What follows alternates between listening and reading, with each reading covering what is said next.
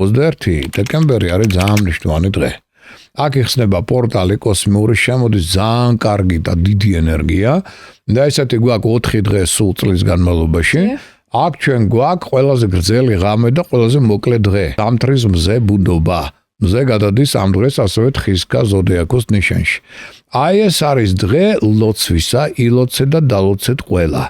აქ თუ გაქვთ რაღაცა ჩადენილი ცუდი, რაღაც შეცდომები, იფიქრეთ ამაზე და ბოდიში მოუხადეთ სამყაროს იმ პიროვნებას, ან ცხოველს, ან რაღაცას, რასაც ვისაც დაუშავეთ, ხო?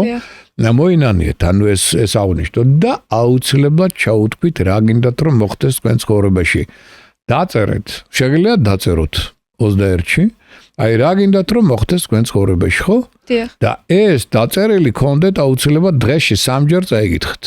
აი ესე მიდით ახალ წლამდე. რა დროში უნდა დავწეროთ მომავალში თუ აწმყოში? არა, აწმყოში. ანუ მაგალითად მე მინდა რომ პირობითად თუ ამბობ ყავდეს მანქანა და ვწერო მე მყავს მადლობა რომ მყავს. იმიტომ რომ ამ დროს უფრო ადვილად ხდება კონცენტრირება გონებრივი ენერგიისა აი ამ მომენტზე რაც გინდა და მომავალში ცოტა კითხვის ნიშანი ისვება ადამიანის ქვეცნობიერში.